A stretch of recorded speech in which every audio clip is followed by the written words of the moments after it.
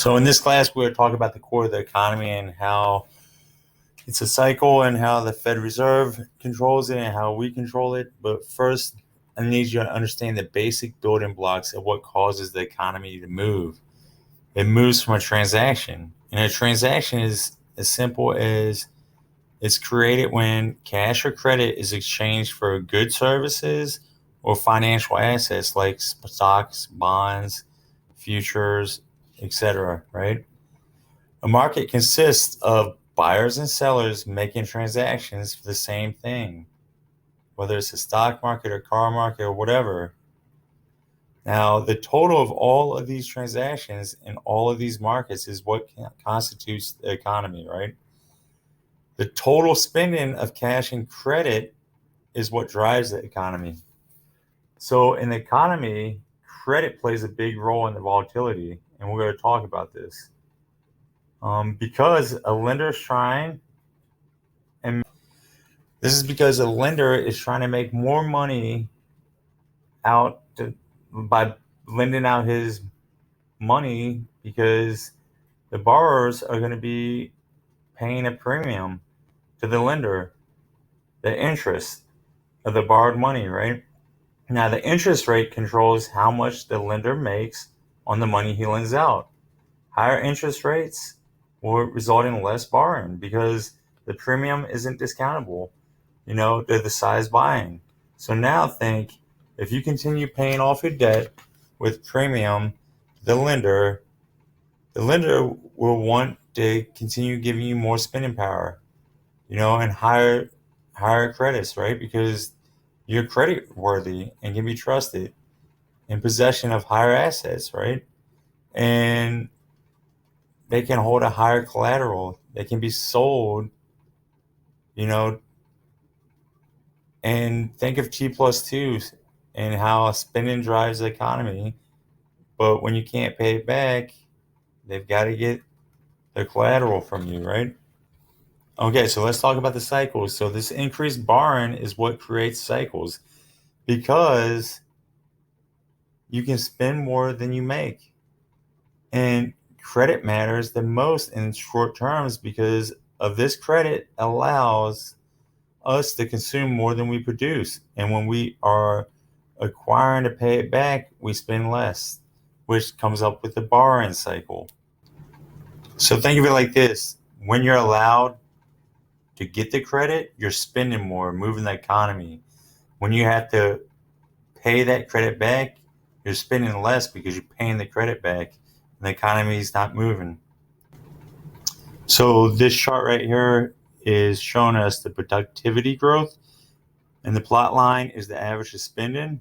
And as we can see, the growth increases when we spend more than we can produce, right? And then when time kicks in and we have to start paying that debt back, the less we spend because we can't produce, right? So remember in the last class I said there's no catastrophe in the stock market. It's all opportunities. That's from these borrowing cycles, right? That is why we have short-term and long-term debt cycles. That's because of credit, which is essentially created from borrowing, right? So imagine if there was no credit and the only way to spend, like the increased spending is the increased productivity, which means only having cash. We would have a straight line up. And then every borrowing creates a cycle in itself, and we spend more than we have today, and we wouldn't spend less in the future, right?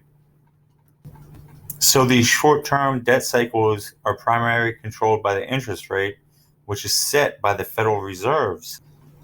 Now, these FOMC meetings happen monthly, right? However, the primary ones are the quarterly ones, right? So March, June, September, December, like those ones are the ones that create the cycle.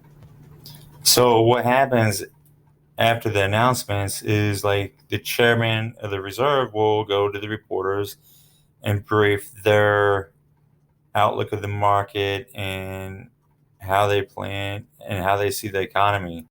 So putting it all into perspective and putting it together, right? This shows us the economy, and all of these little circles are a different market that have transactions happening where buyers and sellers are competing for the same thing. And those buyers and sellers make those transactions, and those transactions move the economy because of the spending. So this chart shows us, the short-term debt cycle where it's going up and you're getting more and more credit and you're allowed to spend more than you produce, and then you hit a point and now you have to spend less and start paying back the amount of money that you borrowed. And this is what a long-term debt cycle looks like. So when there's low spending, the interest rates will be lower to entice spending, because that spending is a transaction that the economy needs to move, right? And as it gets higher, the interest rates will get higher, and it will force the people who are spending more than they're producing to have to start paying back the credit that they borrowed, and they're going to be spending less. And then as they're paying that debt back, they're lowering the interest rates back.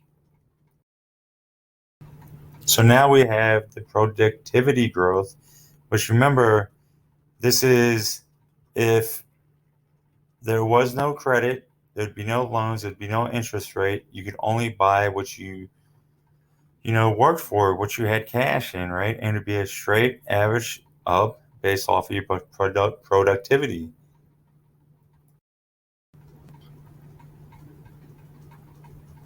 So in this chart, it should put it all together for you pretty well, right? So we're going to take our growth, our GDP, and measure it against time, right? And this combines the productivity growth where there would be no credit, the short-term debt cycle, and the long-term debt cycle, right? And the long-term debt cycle versus the growth is how they make money.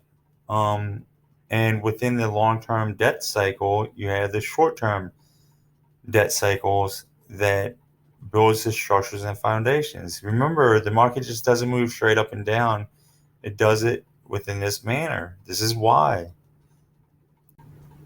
And this is how credit, transactions, buyers and sellers, interest rate, like this is how it all correlates to moving the economy. So now we're going to break this down a little bit even more, right? So cycle lengths, right? And I don't know the exact number of years that is in each cycle, but I do know there's a leveraging period, and once it hits the debt ceiling, then we go into a depression period where we're paying back the credit, and then we go back to a reflation period. So think of the COVID correction, right? So before the COVID correction, we were in a leveraging cycle. We hit the debt ceiling. Interest rates were high. People didn't want to borrow money anymore. So they brought the market down, lowered the interest rates. Nobody wanted to spend. The economy wasn't moving forward. So, interest rates got low again. People wanted to spend more, and we're now reaching that debt ceiling again. Which is why everywhere in the news and everywhere you look, every FOMC meeting, there's a reaction off of what the Federal Reserve says if we're going to actually make interest rates. Okay, this wraps up this class. I hope it was helpful. I know this can be confusing. Later.